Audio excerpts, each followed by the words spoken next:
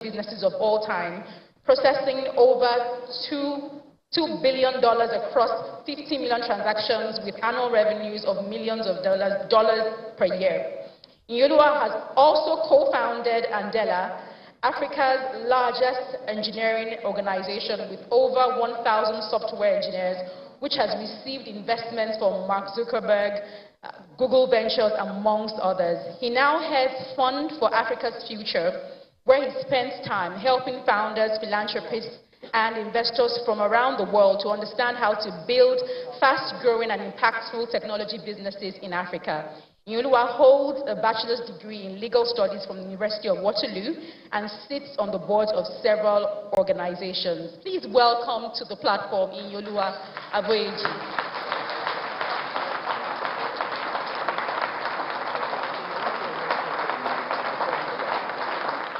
Live local, think global. The platform is powered by the Covenant Nation.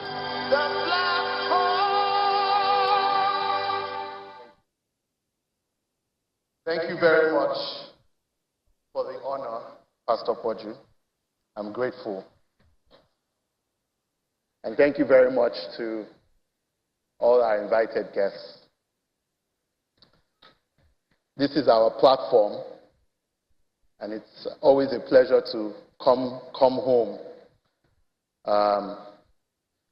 and to talk about the business of the kingdom.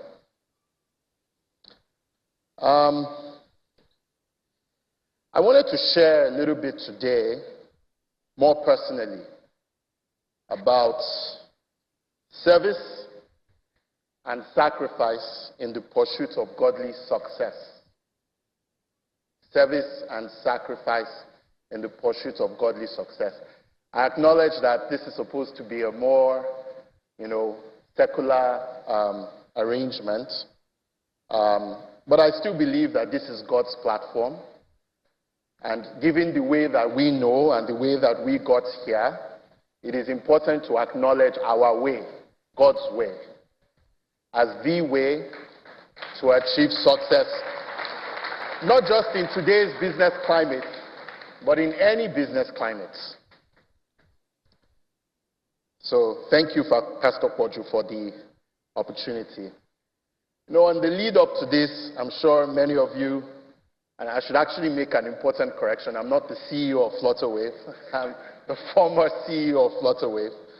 But obviously, leading up to this, I'm not going to gloss over some of the controversy and going-ons. And I think while this is not the forum to necessarily address them, I think that it is important to acknowledge, as part of what God has been helpful in using to teach us about doing business His way.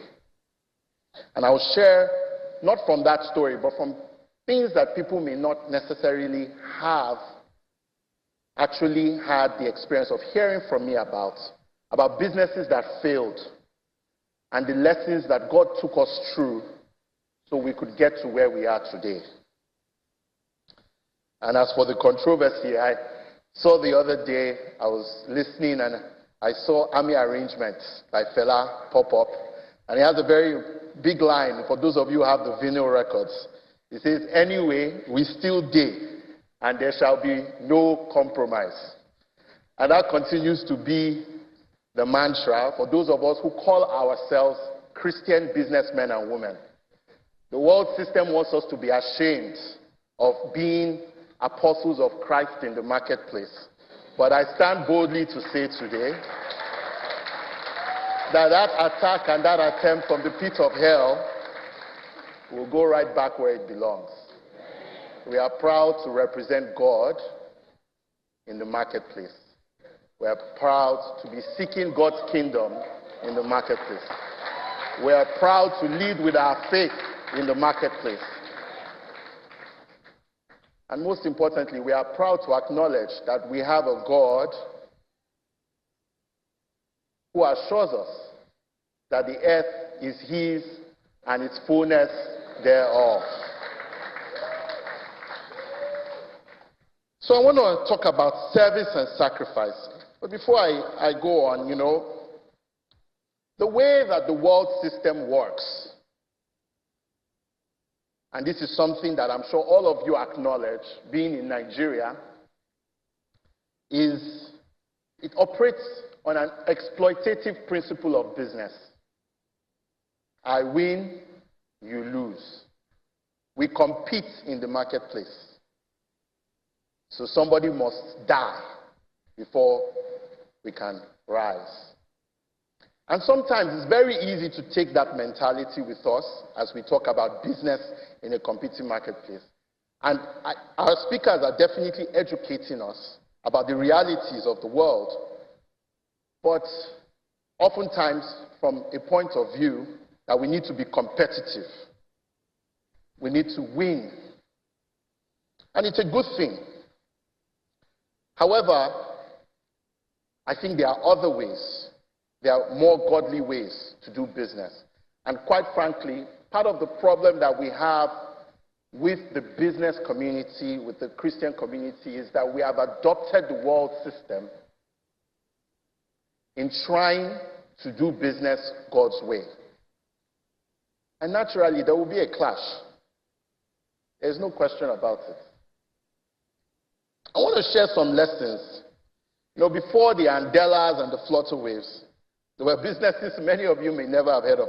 It might surprise some people to know that I've been in entrepreneurship since 2010.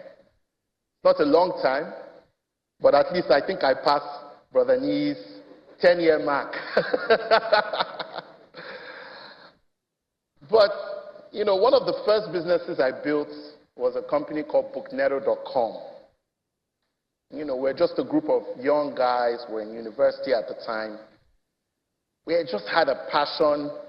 And to be honest, it wasn't to serve anybody. I remember at the time, the social network had just come out. And we were like, we want to be like that guy. You know, we didn't consider ourselves to be the most authoritative, but the idea was if we could become Mark Zuckerberg, we would regain respect. And that was our motivation at the time. So we came together to build this business, and after bouncing around a few business models, we arrived at something we thought would work. So what was our plan? Listen to this carefully. We knew that because we were in a research university, I went to a research university, the professors, quite frankly, did not care too much for teaching. So they would recycle their past questions. And we thought, okay, if we could go and buy all the past question papers from everywhere, you know, from the students, from everything, put them in a platform, and then sell passes to them, that would be an amazing business. And to be honest, it was, right? You know, some people would say we're helping students cheat. Some people would say, you know, why were we doing this? Was it our copyright? Nonetheless, we just thought this was a great business. We're going to be popular on campus. We're going to do business.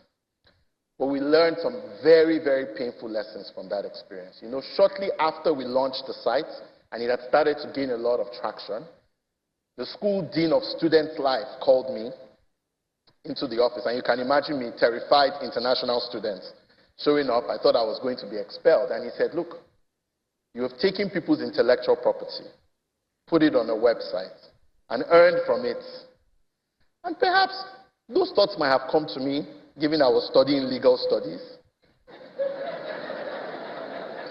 But because of what I thought business was, it didn't matter. And so I rode roughshod over those objections and we launched it. But obviously, God was very merciful to us. We were just told to shut down the platform. And that was my first lesson, that the way the world does business cannot work for me. I win, you lose. We make money. Many of us are being discipled in this thought that the purpose of business is to make money. But I can assure you, nothing can be further from the truth. God helps us create businesses to fulfill his people's needs. That is really what business is for. We see a challenge. God inspires us to take a solution to the market, and we use it to serve people. But I'll come back to that. So I graduated from Bookneto, you know. The end story was, while we shut it down, we started to learn. So we went to the professors to beg them and said, is there anything we can do for you? And the professor said, okay, well, give us the technology. We would like to use it ourselves. And that was how we successfully exited that business. Praise the Lord.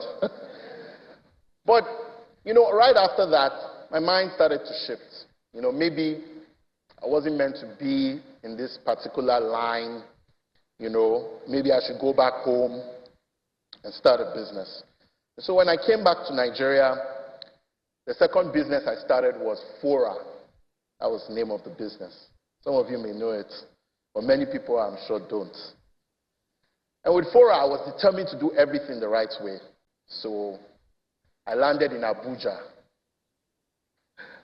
And I was determined to get, the thought behind Fora was, well, when we sold the businesses to the professors, we realized, you see, at that time, the technologies to put your courses online was not as widespread as it was today. So we created that platform. So I said, okay, maybe we recreate it and bring it to Africa, bring it to Nigeria this time. And that was kind of the business model was, you know, support universities to go online. Actually, one of my earliest investors was our earlier speaker, Yvonne. Very, very thankful for the early support that you gave us. And for me, I was determined to do things right. So what mattered for me was to be an ethical business. I win, you win. And it showed in what we tried to do. We came to Abuja, we sought the license was not granted to us, we pivoted, we shared revenue with the schools we took courses from, so on and so forth. But it was a moderate success. It served a few people. But it wasn't a transformative business. And then I had an encounter. And that's the beautiful thing about God. God will always give you an encounter. May you have an encounter in Jesus' name. Amen. And you know, the funny thing about my encounter is that it didn't happen very far from here. So one day, as usual, I was on the grind. You know, I'd just gotten into a vehicle, headed to a meeting, and there was a big blockade right before National Stadium in Ojo-Elegba. You couldn't go. There were so many people there. So, like any Nigerian, I came down, trying to traverse my way. And so obviously, out of curiosity, I asked somebody, what's going on here? And then the person said, no. Oh, you didn't hear? It was a stampede, and people died. Stampede? National Stadium? Very quickly, you know, as I got home, I now started to read about the news. What had happened was a certain government official, in a bid to make money, had assembled 60,000 young people in a venue that should only take 10, because he was collecting 1,000 naira per person. And had set an exam that was not an exam, because he wanted to recruit immigration. How many of us remember that story? And some of those people will run for senator and will vote for them. Amen? But that experience shocked me, because I said to myself, in this sea of thousands of young people, are you telling me that none of them are qualified to do something else apart from immigration? And that struck a chord in my spirit. And that was the day I knew that the business we were doing was not the business I would serve God. And it changed my thinking, because for the first time I started to consider, what if business was built for service? What if it wasn't about making money? Now, what I didn't understand at the time was that businesses that are built for service have one significant disadvantage, which is that they require severe sacrifice. But God was working on me. And so I had those thoughts. The following year, you know, we got more investment, traveled, and then I had the privilege of sitting down with my co-founder at Andela, Jeremy, We had a meeting, and he was just telling me, look, he understands the business I'm trying to do, but I do need to understand that education is extremely expensive to do well. And the reality is most Africans cannot afford a quality education. But perhaps there might be a way where if you could teach them skills that could give them jobs in the global marketplace, you would be able to pay for the education by the value you would derive from the work that they did. Honestly, that was an insight that completely changed my thinking and my life. Which brings me to the revelation that I really got from that, which is that God's approach to business is redemptive. I sacrifice, you win. And it took incredible amounts of sacrifice, I'll tell you, because we went from a business where I owned 70% to a business where I owned 10. But we had to work like we owned 100. We had to pay people to learn. It was a very radical idea at the time. Now it doesn't seem so radical anymore. But you can imagine 2014 telling people, come and learn. We will pay you salary. We will take care of your housing. We will take care of your food. And we will teach you. But you know, today, every one of those young people, you see what they have become. And you understand the impact of a business that serves. I do not believe that Nigeria's technology revolution would be possible today without that service. And I'm very grateful to everyone from the Andela side that participated in building that institution. But I'll tell you this, working with Andela changed my life, obviously, very visibly. I mean, we made quite a bit of money from it. But more importantly, it changed my thinking about the godly approach to doing business. And I want to put it to us today in this room as a challenge, particularly those of us that are business owners. Switch your focus from profits to service and see what God will do to your business. Switch your focus from profits to service and see what God will do with your business. Even in these times, in the Bible, every time somebody put up their hands and said they were going to serve, God multiplied them. It's a prerequisite. Service and sacrifice are the foundations of godly success. Now, I took those lessons with me. As I continued to, we went on, we saw there was a gap with payments. We recognized something critical, that merchants were not being served by closed-loop payment systems that banks were running. And we decided, okay, we would create an open-loop payment system where merchants can accept any payments. I'm sure many of you remember what payments was like in 2016. You would have pay attitudes, pay with capture, pay this, pay that, pay. That was if you were a merchant that had means. If you were a mom and pop shop, you just had to revert to cash. Or the more dangerous, cash on delivery. That was what our society was like in 2016. But by identifying a point of service, we were able to revolutionize the industry. By determining that small businesses deserve to be able to accept any method of payment from anywhere, from anyone, around the world, across Africa, businesses launched off.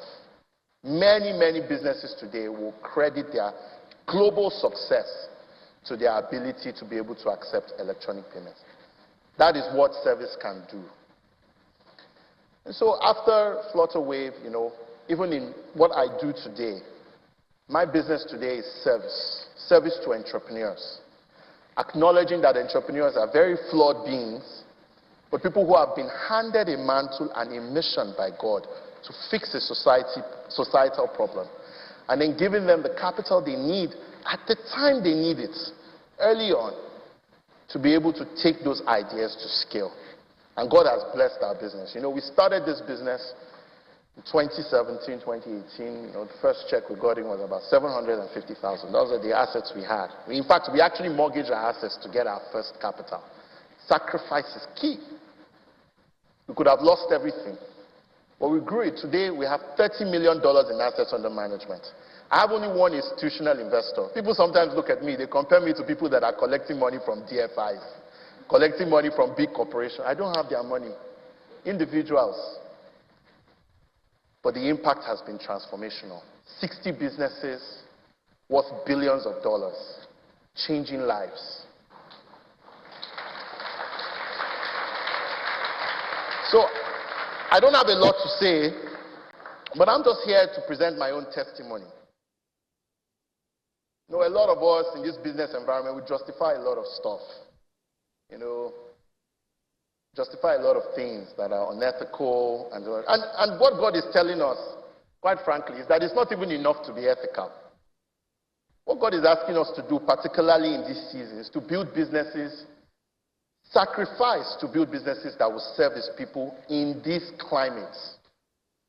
God is looking for business people that will make sure soap remains a pound of soap, even with the economic conditions. God is looking for businesses that will serve their people fairly. They will make sure the 1,000 naira or 200 naira of food is really 200 naira of food without taking excessive profits. That is what God is looking for. God is not interested in worldly success, the success of the world system, where we make billions of dollars but we don't impact anybody's lives. It's a foul smell to our God. So I'm challenging all of us today. I don't have any secrets of success for you. I don't have any business philosophy. I'm telling you what changed my life. And it's this approach to godly success. Sacrifice and service. Thank you very much.